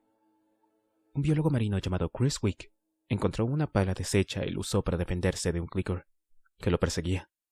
El monstruo lo agarró, partiendo el arma improvisada por la mitad. Luego hizo lo mismo con él. Sus garras emitieron un terrible chasquido, como 2 placas de acero al golpearse. Wick gritó al ver cómo la criatura comenzaba a alimentarse de su mitad inferior. Entonces un oscuro le atravesó el corazón. Melissa Lewitz pensó que había escapado de la carnicería cuando se metió en una pequeña cabaña de playa. Cuando escuchó un crujido detrás de ella y sintió que algo le empujaba con fuerza en la espalda, Melissa no estuvo segura de lo que había sucedido al principio. Luego miró hacia abajo y notó el aguijón que sobresalía de entre sus pechos. Respiró hondo para gritar, pero sus gritos se convirtieron en un sorbo ahogado cuando el aguijón fue arrastrado de nuevo hacia su interior. Lo sintió palpitar mientras el veneno era bombeado en su cuerpo. Segundos después, su piel comenzó a burbujear y a silbar como si le estuvieran cocinando por dentro. Se le formaron ampollas en el cuerpo. Los ojos de Melissa se abrieron de par en par cuando las ampollas hincharon, y luego estallaron supurando fluidos rosados.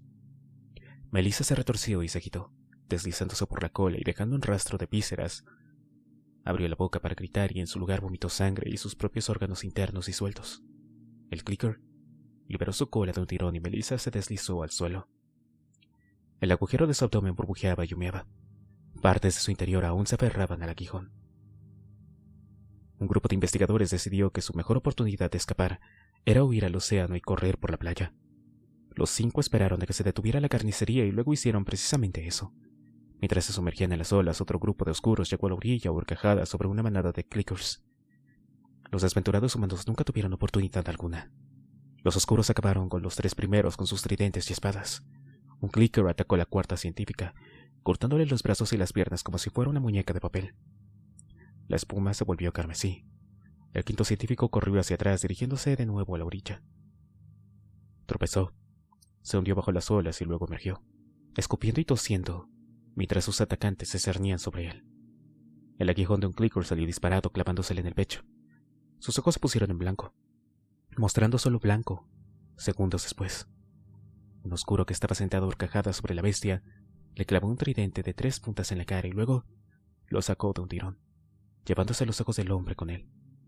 La víctima se estremeció, convulsionando en la arena. La cola del clicker palpitó, bombeando veneno y a través del apéndice. El oscuro apuñaló el cadáver de nuevo, riendo con alegría. Cerca, otro clicker consumió al humano aún vivo. La mujer indefensa chilló y gimió mientras las garras de la criatura desgarraban su carne, cortando piel y músculo con una precisión casi delicada y metiendo la carne en su boca con pico. Muchos de los científicos que huían se refugiaron en la selva, con la esperanza de que la espesa vegetación los ocultara de las criaturas asesinas.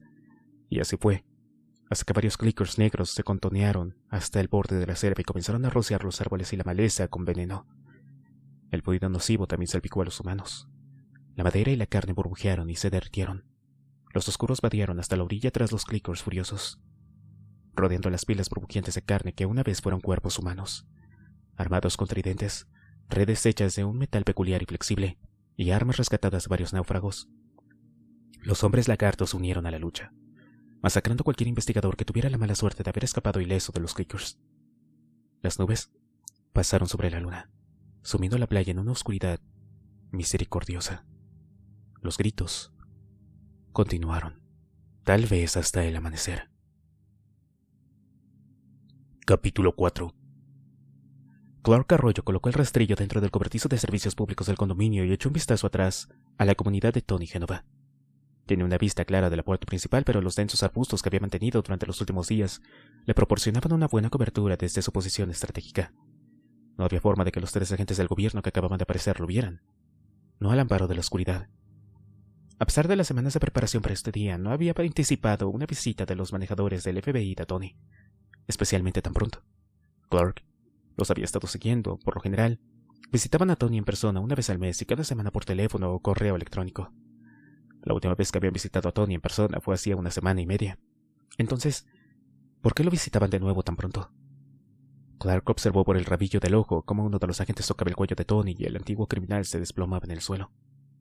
La mitad de él yacía dentro del apartamento y la otra mitad yacía en la entrada. Los agentes se movieron rápidamente, pero Clark fue demasiado rápido. Se escondió detrás del cobertizo de herramientas, contó hasta 5 y luego se arriesgó a echar un vistazo otra vez a la vegetación. Quienes quiera que fueran estos tipos eran buenos. Habían llevado a Tony dentro y habían cerrado la puerta principal. Clark respiró hondo y se preguntó cuál debería ser su siguiente movimiento. El hecho de que los agentes hubieran dejado inconsciente a Tony solo significaba una cosa. No eran sus controladores habituales, lo que significaba que representaban algo más siniestro. ¿Alguien con una vieja cuenta pendiente, tal vez? Posiblemente, pero Clark lo dudaba. A Clark lo habían entrenado para leer a la gente. En su anterior trabajo, presidentes y otras figuras importantes habían vivido y muerto gracias a lo bien que Clark y sus compañeros agentes podían analizar a una multitud y descifrar a la gente. No se podía proteger a alguien a menos que se hubiera evaluado las amenazas potenciales. En el caso de Clark, podía mirar a alguien y adivinar en 30 segundos a qué se dedicaba, saber aproximadamente cuánto ganaba al año, su estado civil y, lo más importante, si representaba una amenaza o no. Las únicas otras personas que Clark había conocido que tenían esta habilidad eran los vendedores. Los agresores de Génova no estaban casados. Ninguno de ellos llevaba anillo de bodas, ni había un círculo blanco en la piel de sus dedos que indicara dónde había estado un anillo. Estaban pulcros y bien arreglados. Vestían de forma informal, pero no descuidada. Tenían un aire de seguridad en sí mismos. Más importante aún, su comportamiento y lenguaje corporal los denotaban como profesionales. Pero, ¿profesionales de qué? Esa era la pregunta. No eran criminales. No encajaban en este tipo. Ni siquiera los mafiosos enfermos y ancianos para los que Tony Génova había trabajado. Y tampoco en el FBI. Y probablemente tampoco en ninguna de las otras agencias gubernamentales de sopa de letras. Entonces, ¿quiénes eran? ¿La Logia Negra? Cuando trabajaba como agente del servicio secreto, Clark había oído rumores sobre dicha organización. En aquel entonces atribuía lo que había oído a nada más que teorías de conspiración y los delirios paranoicos de locos de internet que no podían lidiar con su realidad cotidiana. Pero desde la invasión de los Clickers y los Oscuros hacía 4 años, que había sumido la vida de Clark Arroyo en una espiral interminable de confusión, había llegado a la conclusión de que tal vez algo de lo que había oído no eran todas tonterías de teorías de conspiración. Los Clickers habían sido reales después de todo. También los Oscuros. Y si eran reales, ¿por qué no la Logia Negra? ¿Y si ese era el caso? Clark sentía una oleada de miedo al cerrar la puerta del cobertizo. Había llegado al complejo de condominios, vistiendo el overol verde que usaban los jardineros. El jardinero mexicano que se los había dado había estado encantado de aceptar $2,000 en efectivo de Clark a cambio del uniforme, su trabajo para los próximos días y su silencio. Clark había observado al jardinero durante una semana entera antes de hacerle una propuesta, así que sabía que el hombre trabajaba solo todo el día. Le había brindado la oportunidad perfecta para inspeccionar la unidad de Tony Génova y planear su próximo movimiento. Solo que ahora no sabía cuál sería. Clark se apoyó en la puerta cerrada del cobertizo, con la mente acelerada. Estaba lo suficientemente cerca como para oír cuando las figuras sombrías que habían entrado en la unidad de Tony se fueran. Habían llegado demasiado lejos como para abortar su misión. Tenían que esperar, ver qué tipo de movimiento harían, antes de poder decidir qué hacer. Su plan original había sido simple: entrar a la unidad de Tony haciéndose pasar por unos jardineros inmigrantes mexicanos que necesitaba acceso a la terraza trasera de la unidad. Clark era mitad mexicano de todos modos, hablaba español, y podía emular fácilmente el habla y los modales de un trabajador inmigrante. Una vez dentro, dejaría inconsciente a Tony, lo ataría y esperaría a que despertara. Una vez que estuviera consciente, Clark le explicaría las opciones de Tony. Cooperar o el viejo marano se enterarían de que Tony seguía vivo, así como de la ubicación exacta del ex sicario. Clark pensó que la elección era obvia.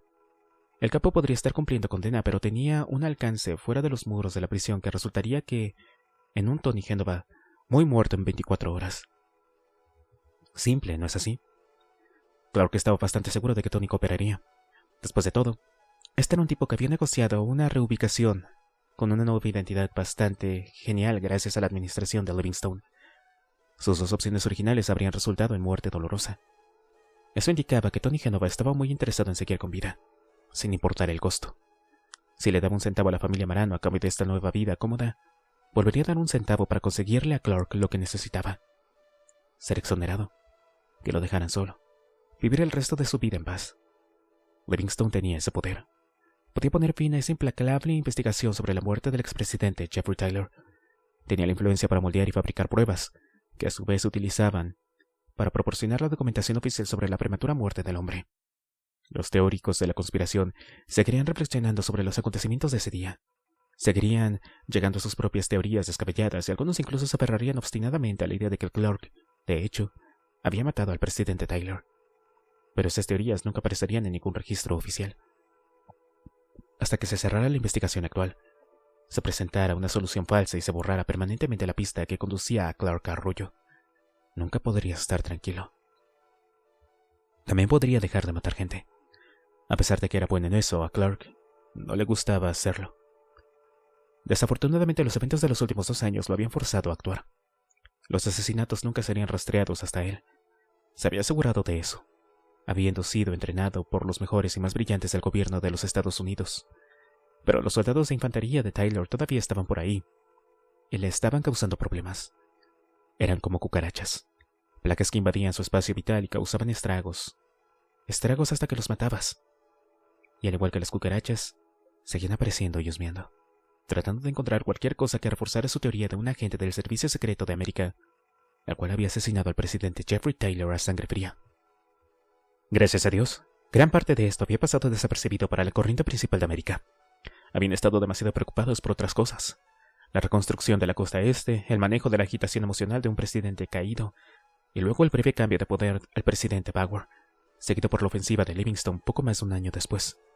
Reconstruir y erradicar a la amenaza de los Clickers y los Oscuros había sido lo más importante en la mente de todos desde entonces. Y a medida que esa guerra continuaba, los últimos rezagados de la administración Taylor libraban una batalla más pequeña y encubierta. Y esa batalla lo había llevado hasta aquí, al árido desierto de Arizona, a la nueva vida de Tony Génova. Clark se secó el sudor de la frente con el dorso de la mano y miró su reloj. Habían pasado 5 minutos desde que los recién llegados entraron en el apartamento de Tony sin esfuerzo. Tony estaría consciente ahora.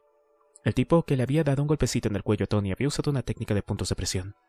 Si se aplicaba correctamente, solo dejaba a la víctima inconsciente durante unos minutos. Clark había estado planeando usar esa técnica similar, con Tony como primera opción. El Comité Nacional Republicano había estado haciendo ruido sobre la muerte del presidente Taylor desde que se disipó el humo de la devastación causada en Washington, D.C. Los casquillos encontrados en el túnel secreto donde se encontraron los restos parciales de Taylor coincidían con la Sig Sauer que Clark había comprado para su uso personal. Pero la pistola que había sacado de la guantera la noche en que Ken White lo escoltó fuera del edificio durante el apogeo del huracán Gary Clark tenía una explicación perfectamente razonable para esto, que dio libremente al FBI y a los agentes de seguridad nacional que lo entrevistaron en las semanas posteriores al huracán Gary. El presidente Taylor no estaba en sus cabales cuando despidió a Clark, así que recuperó su arma personal y se encontró la manera de regresar a la Casa Blanca. Lo hizo para ayudar a servir y proteger a su país. Sí, subió a la sala de conferencias donde tantos miembros del gabinete de Taylor encontraron su muerte prematura, pero lo hizo por obligación de ayudar a sus compañeros agentes del servicio secreto. En el tiroteo que siguió, disparó a muchos oscuros. Fue un caso absoluto. Y en el punto álgido, Clark encontró uno de los pasadizos secretos que conducía a los búnkeres subterráneos y empujó al presidente Taylor dentro con un esfuerzo para salvarle la vida. Se encontraron con los oscuros en los túneles y él disparó su arma en defensa propia. Intentó sacar a Taylor por una salida en otra parte del edificio, pero los oscuros fueron demasiado rápidos. Atacaron a Taylor justo cuando todo el edificio temblaba. El clicker gigante destrozó la Casa Blanca, según escuchó más tarde. Clark corrió por el pasillo sabiendo que ya el presidente Taylor estaba muerto, sabiendo que lo matarían si intentaba intervenir. ¿Qué sentido tenía intentar salvar al presidente ahora? Tenía que salir e intentar ayudar a los demás. Además, los restos de Taylor estaban tan destrozados que no había evidencias de una herida de bala. La causa oficial de la muerte, según el forense del gobierno, fue una hemorragia y traumatismo debido a las lesiones sufridas durante el ataque de los oscuros. La muerte de Taylor había sido solo una entre decenas de miles esa noche, aunque no se enteró hasta más tarde. Una de las hijas de Clark había sido otra. Ella y su esposo fueron asesinados en Carolina del Norte cuando los Clickers desembarcaron, pero eso no le importó a la persona a cargo. Su muerte no era tan importante como la del presidente. El testimonio de Clark, que el Departamento de Seguridad Nacional y el FBI aceptaron, no había sido suficiente para satisfacer a Taylor. Leales a la administración, exigieron una investigación completa. Se les unieron miembros de ambos partidos. La investigación del FBI respaldó el testimonio de Clark Arroyo, que se presentó en Pentágono y el Estado Mayor Conjunto. El Comité Nacional Republicano formó una investigación independiente sobre la muerte del presidente Taylor poco después de que Livingston asumiera el cargo, y su administración cooperó.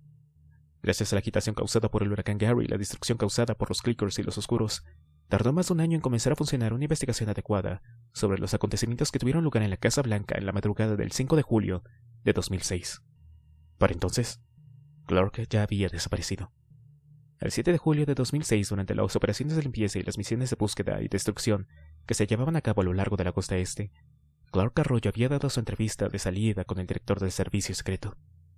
Antes de morir en la masacre de la Casa Blanca, Ken White había enviado un correo electrónico a través del BlackBerry al personal clave informándoles del despido de Clark. Ese despido fue anulado durante su entrevista de salida. Clark ni siquiera tuvo que pensarlo. «Terminé», dijo. «Considérenme retirado». Y con eso, se convirtió en civil por primera vez en casi 30 años. Y no había sido fácil. Su esposa, Lisa, estaba disgustada, por supuesto. Su hija sobreviviente aún más. Se mantuvo discreto durante el primer y segundo mes hasta que pudo recibir su pensión de jubilación. Una vez recibida, llamó a Scott Baker, un viejo amigo suyo del instituto que trabajaba en la sede de la CIA, en Langley, Virginia. Se reunió con Scott para almorzar y tomar algo en su cómoda casa suburbana, un sábado en la tarde. Mientras la esposa de Scott, Melanie, estaba fuera, le contó todo a su viejo amigo. Scott escuchó y luego le dio a Clark el tipo de consejo que esperaba recibir. Se habla de que Augustus Livingston se postule a la presidencia en 2008. Si gana, sin duda usará su poder para aplastar lo último de la administración de Tyler. De hecho, no me sorprendería que tuviera algunos de esos tipos detenidos en la bahía de Guantánamo o en otra institución federal. Si eso sucede, puedes apostar que los leales a la administración de Tyler y aquellos que sostienen la misma ideología harán todo lo posible para desenterrar cualquier cosa que encuentren sobre la muerte de Tyler.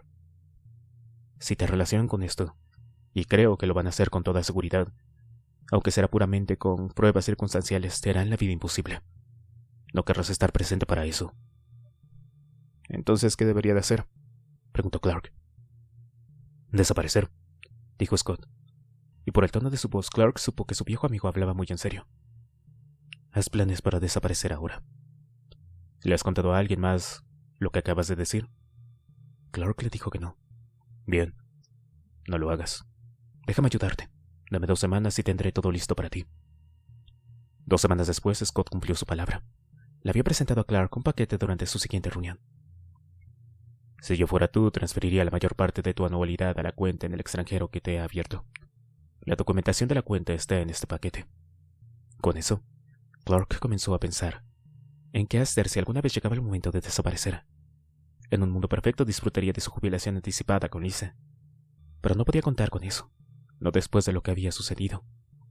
Porque si alguien se ponía demasiado entrometido y descubría lo que realmente sucedió en ese túnel secreto de la Casa Blanca, fue Lisa quien aceleró sus planes de desaparecer. 2 meses después de su jubilación, le dijo que quería el divorcio, y quería la mitad de sus fondos de jubilación, y además sabía lo que realmente le había hecho el presidente Jeffrey Tyler. Fue esa revelación la que lo dejó perplejo. También había sido la primera vez que casi golpeaba a una mujer. Al principio dijo que era porque estaba angustiada por la muerte de su hija. Lisa insistió en que no. En los 20 minutos aproximadamente que siguieron a estos anuncios, principalmente a través de gritos de ira, Clark se enteró de 3 cosas. 1. Lisa había estado teniendo una aventura durante los últimos 2 años con un miembro del Comité Nacional Republicano. 2. Su amante, de quien más tarde supo que idolatraba al presidente Tyler, le había convencido irrevocablemente de que Clark le había disparado al presidente a sangre fría. Y 3. Ella y su nuevo novio se iban a casar. Tan pronto como se secara la tinta de los papeles del divorcio y su parte de los fondos de jubilación de Clark estuviera en su cuenta bancaria. No había transferido esos fondos a su cuenta en el extranjero, por temor a que ella hubiera podido seguir el rastro. Además, de todos modos, no necesitaba el dinero al que ella tenía derecho legalmente, especialmente a donde iba una vez que el Comité Nacional Republicano descubriera la verdad sobre lo que realmente había hecho. Esa fue la noche en que Clark se enteró de que habían extraído una bala de 9 milímetros del cráneo del agente especial Nathan Walpole, uno de los casquillos encontrados en las ruinas de la sala de conferencias de la Casa Blanca, donde su cuerpo coincidía con la bala, que a su vez coincidía con la Sig Sauer de Clark. Clark no había mencionado que ninguna de las entrevistas ni declaraciones que había dado a los investigadores que había disparado y matado al agente Walpole. Claro, le había disparado, pero no iba a decirlo. Todo lo que necesitaban saber era que había sido una escena caótica. Eso era más que suficiente para que los investigadores creyeran que si Walpole le había disparado el arma de Clark Arroyo, había sido un accidente. Clark terminó desapareciendo después de esto, y mucho antes de lo que pensaba. El día después de que Lisa soltara su bomba, Clark retiró todo de su pensión. Recibió un maletín lleno de dinero en efectivo. El guardia de seguridad del banco lo acompañó hasta su auto. Clark ya había llenado el vehículo con sus pertenencias esenciales, su portátil, discos duros externos de respaldo que contenían archivos importantes, algo de ropa, papel importante, incluyendo los documentos de Scott Baker, los cuales le había dado con información sobre su nueva identidad, y algunas fotos de sus hijas. Luego, desapareció. Y ahora, después de casi 3 años, el rastro lo había llevado hasta aquí, a Tony Genova. Tony era la clave para llegar a Livingston, y Livingston era la clave para hacer que todo desapareciera. Clark miró su reloj. Habían pasado 30 minutos desde que el condominio de Tony Genova había sido invadido por los aún desconocidos agentes del gobierno. Nadie había salido desde entonces. Clark consideró sus opciones, repasándolas mentalmente. Si los 3 asaltantes hubieran tenido la intención de matar a Tony, Ya lo habrían hecho. Eso eliminaba un equipo de asesinos de la familia Marano. Estaba seguro de ello. Y estaba seguro de que no eran empleados del FBI. Tal vez de la CIA. Aún menos probable. 1. Se suponía que no debían operar en suelo americano. Y 2. ¿Qué demonios querrían de Génova de todos modos? En el expediente de Scott Baker le habían dado hacía un mes, cuando localizaron el nuevo paradero de identidad de Tony. Scott había insistido en que Tony no interesaba a la CIA. Está cooperando con la administración de Livingstone, le había dicho Clark. Solo 2 personas saben de su existencia aparte de sus controladores. Eso dejaba solamente una opción: la Logia Negra. Si ese era el caso, y si la Logia Negra realmente existía, la pregunta era esta: ¿por qué estaban interesados en Tony Génova? Clark respiró hondo. Sintió que su rostro se sonrojaba por la adrenalina. Estaba al límite de sus fuerzas, literalmente. El mes pasado, Scott Baker le había dicho que una firma de investigación privada contratada por leales de la administración de Tyler estaba investigando las circunstancias que rodearon varias muertes misteriosas. Kate Simpson, un subordinado del Comité Nacional Republicano, había sido asesinado en un estacionamiento subterráneo, con la garganta cortada de oreja a oreja.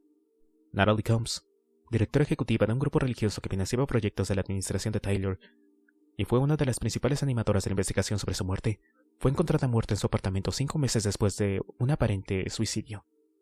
También hubo otros.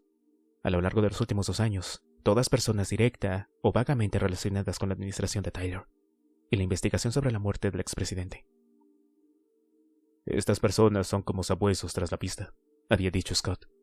No pueden probar que tuvieras algo que ver con estas muertes, pero han hecho la conexión y se dan cuenta de que alguien está detrás de ellas. Tal vez una persona, tal vez de más. Si te conectan de alguna manera. Eso era todo lo que hacía falta. Clark tenía que llegar a la fuente, al hombre más cercano al presidente Jeffrey Tyler, Donald Parker.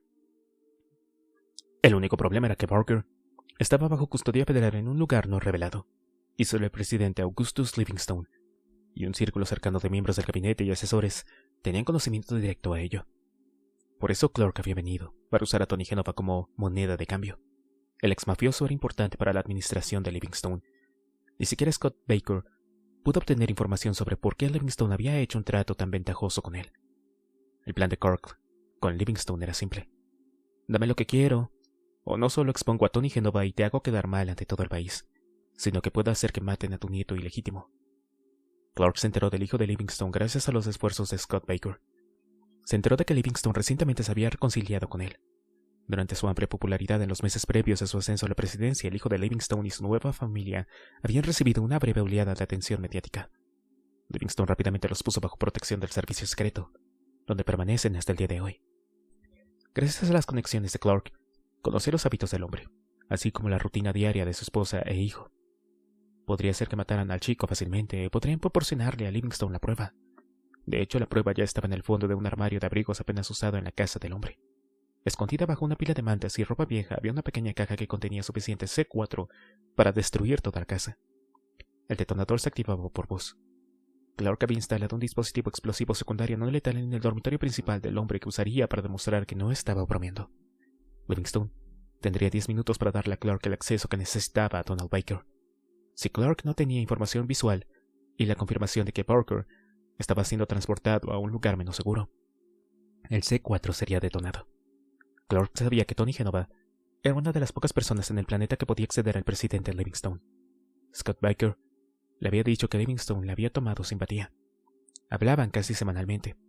A pesar de los antecedentes de Tony, Livingstone tenía un mínimo de confianza con el hombre, el cual haría que Tony le pidiera sin duda alguna algo con qué negociar. Una vez que Clark tuviera a Donald Parker donde quería, todo terminaría. Solo que ahora sus planes se habían frustrado. Clark pensó en qué hacer. Si efectivamente habían sido agentes de la Logia Negra los que habían interrumpido en el apartamento de Tony, podría haber entrado en una situación de tormenta perfecta. Era obvio que no sabían que Clark los estaba observando. Ni siquiera sabían el paradero de Clark, así que tenía el elemento de la sorpresa. La pistola de Clark había ocultado en su abrigo era una Desert Eagle calibre 50, con un supresor de sonido personalizado fijado al cañón. Había dejado de llevar su Sig Sauer cuando se volvió rebelde. Clark era un buen tirador. Podría entrar de golpe y acabar con los tres rápidamente, y Tony no sabría qué estaba pasando hasta que los agentes desconocidos que habían arruinado la fiesta estuvieran muertos. Un timbre hizo vibrar el reloj de la muñeca de Clark, indicando que el tiempo se había acabado. Tenía exactamente 5 minutos para eliminar el problema dentro del condominio de Tony y convencerlo de cooperar, o de lo contrario. Con la decisión tomada, Clark se relajó un poco. Podía sentir la adrenalina subir por su sistema preparándolo. Era hora de moverse. Clark se alejó de su escondite y echó un vistazo rápido a su alrededor. El patio estaba despejado. Se dirigió a la unidad de Tony Génova. Sacó la Desert Eagle y se acercó a la puerta principal. Estaba a punto de derribar la puerta de una patada cuando sintió la presencia de un hombre acercándose por detrás. El último pensamiento de Clark fue: ¿de dónde demonios había salido? Y entonces sintió una mano en la base de su cuello. Sintió que sus piernas cedían y la oscuridad lo reclamó igual que a Tony.